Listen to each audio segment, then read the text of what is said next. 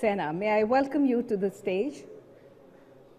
Ladies and gentlemen, a round of applause for Mr. Saxena. A little more enthusiasm, please. Thank you so much.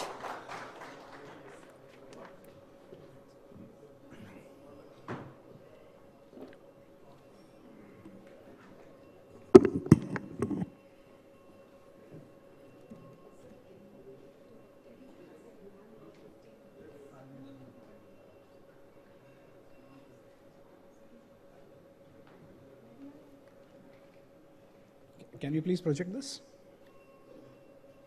Okay. Good morning, ladies and gentlemen. How are you today? Okay. My name is Kshitij Saxena. I'm the founder of AutoNinja. Today, is there a hand mic available somewhere, or should I speak from here?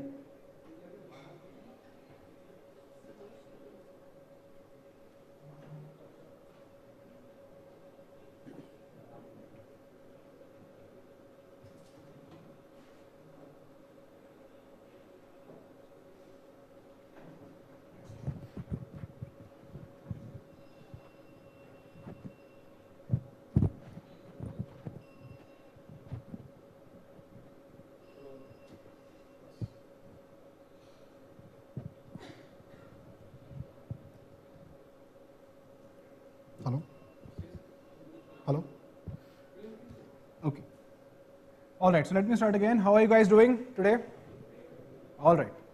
So my name is Kshitij. I'm one of the founders of AutoNinja. This is the largest auto CRM company in India today.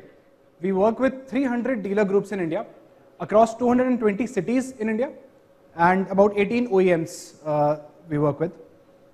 And today I'm here to share a little bit of my journey and the challenges I faced in building India's largest auto CRM over the last 5 years. So I started this company 5 years ago, and it has been an eventful journey. I'll talk about some of the lessons that I've learned and why India is so special to build technology like this, and what kind of problems you face if you try to do so. So when I graduated from IIM Bangalore, this is 2012, I started this company.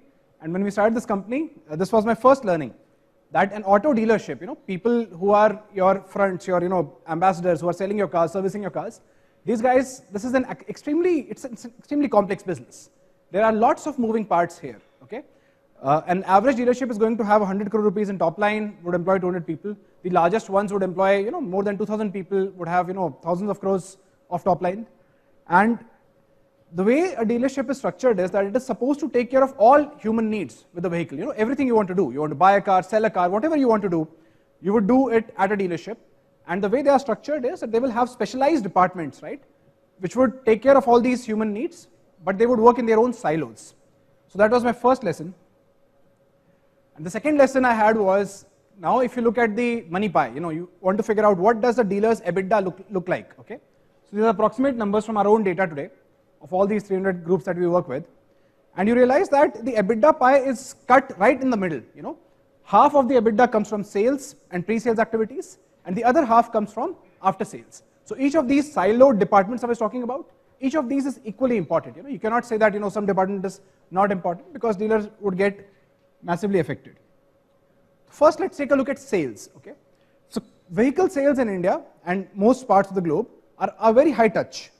One salesperson in India at the best mass market vehicle manufacturers sells only 4 cars every month.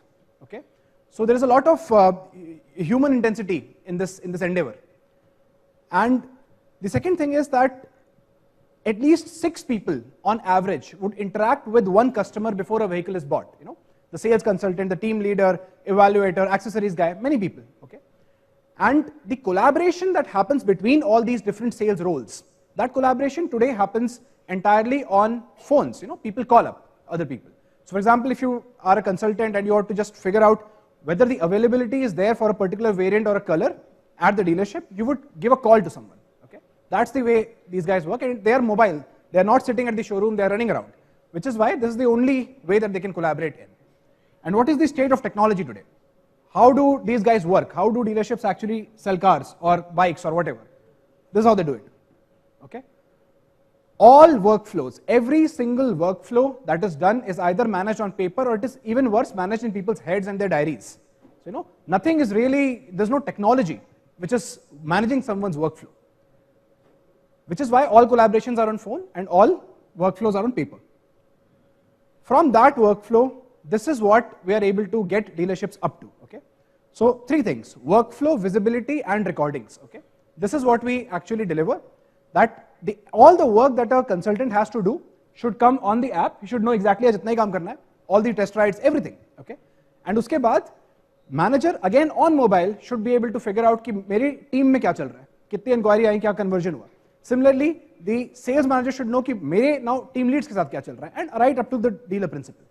And finally, because again the state of affairs in Indian society, every single action has to be monitored. Every single time a conversation has happened with the customer, the call has to be recorded. अगर वो नहीं करोगे तो control नहीं आता है. Lots of weaknesses, lots of loose things happen if things are not tightened with audio recordings. What happens? अब होता क्या है? ये सब कर दिया, चलो ठीक है, सब ले आए, all my people are now on a mobile CRM. What happens with a mobile CRM? This is a metric that we measure. We call it's a metric of sales responsiveness, which is median delay in follow-ups and test drives. If a customer said कि there should be a test drive at 9 AM, वो 9 बजे हुई, 3 बजे हुई, next day हुई नहीं, क्या हुआ? So just measuring that, okay? So what I'm showing you here is one result, and I have got 100 such results today, where what I'm showing you is कि when a mobile CRM is launched, at that time if a median delay is 18 hours, within a few days, median delay comes down to 6 hours, 7 hours, and then it stays there. Which means that the sales responsiveness, how fast is the dealership responding to customer inquiries, that has improved. What does it mean in financial terms? What happens when sales team's responsiveness improves? When sales responsiveness improves, the sales cycle improves. So instead of a sales cycle of 15 days, 16 days, you'll come down to 2 days, 4 days, because now people are booking that much faster and delivering the vehicle also finally faster. Now, this is the theory. What's reality? This is the reality, okay? That doing something like call recording on phone, on a mobile phone, is extremely non-trivial. It's extremely hard. It has taken us years to crack this challenge. One prime reason I'll just talk about today is this. Android is a massively fragmented platform today. There are about 40,000 devices, unique Android devices, which are live out there in the field. And in a country like India, low-end devices are percolated everywhere.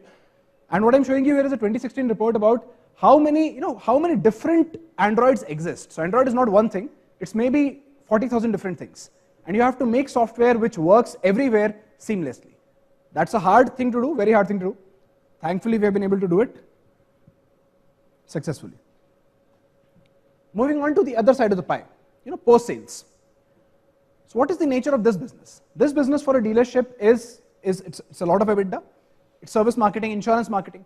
And in this business, whatever the dealer sells is generated by a single channel of marketing which works in India, unfortunately, which is your call center. If you do not market that way, you do not market at all, because there is no other marketing channel which works. SMS, emails, all these things don't really work on a day-to-day basis in India, unfortunately. The open rates are quite low. As much as 96% of a dealer's insurance business and 80% of service business is generated by the call center. And in this kind of a scenario where you have got a lot of people, as many as 20, 30 ladies making calls every single day, you'd expect people to use some kind of software, right, to manage all this activity. It's a lot of work to do. But surprisingly, this is the status quo today of technology again in Indian dealerships, that no one has any kind of CRM system. No one really controls their own customer data. Their marketing inefficiency remains low, which is why the revenue potential is never materialized. What I'm showing you here in the background, look at the background image, okay? That is how customer data is mandated to be stored today. That's how dealerships are doing it. They will store it in these kind of forms, they'll put these forms somewhere, and then they'll forget about it. So when you forget about customer data, you forget about marketing essentially. And your revenues never come to where they should be. It's a bad experience for everyone. Now in this kind of a technology status quo, what do? 3 things you need to do. You need to first of all have all data integrated across departments. A central data warehouse for the dealership, which gets all your data together. It's not easy, very non-trivial, I'll talk about that. Second, again, as I talked before, every single recording has to be there, because please remember, these people are blue-collar workers. In India, if you don't monitor them strongly, you don't get results at all. The third thing is, you must do strong, very intelligent lead prioritization. I'll talk about that as well.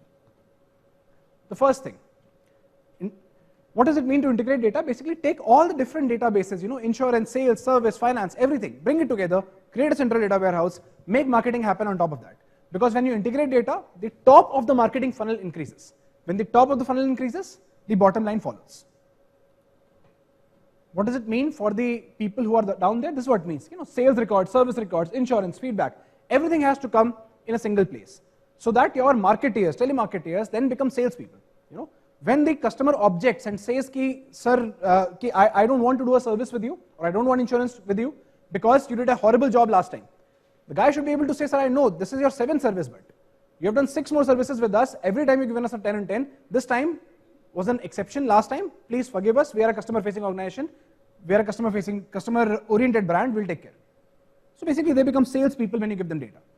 The second thing about integrating data is that you have to create a ledger for a customer. Today, all conversations that are happening in the ecosystem are lost. No one is maintaining any kind of a ledger. No one can tell you कि इस customer को service department ने क्या बोला था 6 महीने पहले, insurance ने क्या बोला था 1 साल पहले. Nothing. It's all lost in air. Everything has to be brought together. A ledger like this has to happen. That what did the service guys say 1 month back? What did insurance say? What did PSF say? And फिर again linked with audio recordings, every single thing going back 1 year, 2 years, 3 years, जो भी हुआ था, the binary, the audio recording should be available. So again, this is theory. But what happens when theory meets reality? Reality wins, right? So this is the reality, again, of India. That the way our DMS systems are there, the way our ERP systems exist, the way they are used, today almost a third of all job cards that are being punched in the system are not real. Okay? This we learned the hard way. This was my third big lesson in life, that no matter what you think, आप सब improve कर दोगे, better technology लाके, better process लाके, you realize that there are things which are beyond. Now what happens when you have fake job cards? Or let's industry में एक बड़ी fun चीज होती है. So again, about a third of all sales invoices are in this category, billed but not delivered. So this is across India for most OEMs. So this basically is an acronym, it's a sweet acronym for basically saying that this invoice is fake, it's not real. What happens when your invoice is fake, when your job card is fake? What happens? For a CRM system, what is the implication? For a marketing system, what is the implication? Your customer database will be inflated. जहाँ 100 customer दिखने चाहिए, वहाँ 200 customer दिखेंगे. Wrong mileage capture हो रहा होगा. Which is why whatever lead generation method you put, okay, incorrect lead generate होगी. And when there are incorrect leads, first of all, your dealer productivity of marketing will come down. Second, customer dissatisfaction होगा बहुत ज़्यादा. Because wrong time पे call आ रहा होगा, frequent call आ रहा होगा, बहुत ज़्यादा calls आ रहे होंगे. So all this happens today. When we faced all of this, it took us again a lot of years to figure out how to solve this, and we realized that every dealer has their own specific way of doing, managing their unreal data. So we have been able to build a very extensive configurator where a dealer can really figure out कि मेरा unreal किस तरह से है and remove it. So we call it unreal data configurator in our CRM. But this is able to take care of all that and give you what is real, make marketing happen only on real stuff. Second thing I was talking about, call recordings. So call recording doesn't mean that you take audio and dump it in Windows folders. It means that you have to make it analyzable so that people can ask this question, okay, what happened to my premium customers who said I don't want to do a service with the dealership because I was unhappy last time? Just give me that VOC. Or just give me those leads which I lost to a competing brand because the price was high in sales. So all those things you should be able to do. Then a recording is useful, otherwise it is not. This is the fourth lesson I learned, that this is not trivial, it's extremely hard. Because if you want to do call recording in India, there are going to be places where you will have PRI lines and 20 people sitting, so that's the most cost effective way. There are going to be dealers who will need to use GSM gateways, you'll need to integrate with that. There are going to be places where there are going to be 2 callers or 3 callers in a workshop, in a remote location. Koi ISDN line hi nahi hai. Telco has never reached there. So you have to have solutions for all of these things, and all of this we implement. Especially this Android thing is very, very interesting, where we record calls on the Android phone. So no matter where you are, no matter which city you are in, still this, this technology of recording calls, monitoring everything that the marketing department is doing works. Final thing I'll talk about is the fact that in after sales, all the marketing that you're doing, whatever calls you're doing, there are thousands of calls that telecallers are going to do in a single day. And whenever that happens, it means that the 1,000 calls तो कोई नहीं करने वाला है, 100 call हो जाए बड़ी बात होती है. So how do you make sure that again technology solves that problem? You basically do lead prioritization, and basically you tell the guy कि ऊपर के जो 50 लीड है वो highest priority है, पहले इन्हें खत्म करो, फिर second highest पे आओ, फिर last पे आओ. And how do you do that? You cannot really do it with linear approaches. Regression से, discriminant analysis से नहीं होता है. Even non-linear approaches if you use, you don't get very high accuracy ratios. So even with neural networks, we are not able to get anything more than 50% accuracy. Even with ADA boost, we didn't get there. But random forest really works. So if you guys, and any of you know how to do AI, then random forest approach really works in this industry. If you're ever finding a problem like that where you have to do lead scoring, try random forest. In this industry, it really works nicely. Finally, क्या होता है कि एक star rating बन जाती है कि 5 star customers हैं उनको पहले कॉल करो, फिर 4 स्टार, फिर 3 star, and so on. That brings me to the final lesson, my 5th lesson that I learned in this journey, which is a strategy lesson actually. What's the difference between software, a software service and a software product? If you're ever, you're CIOs, right? A lot of you guys are.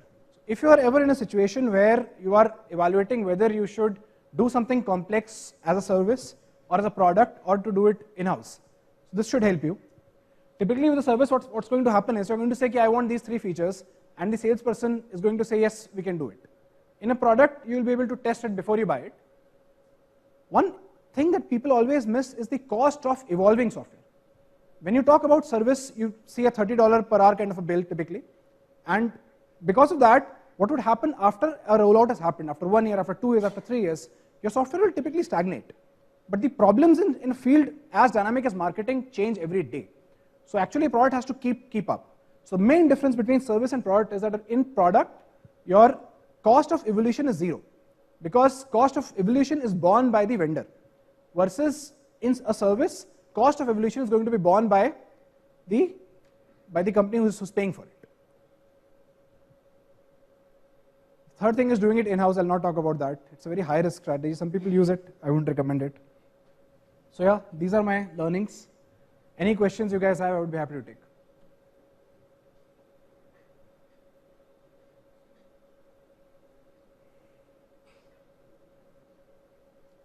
I think I've talked about too much of a niche for everyone here today. ठीक है, thanks guys.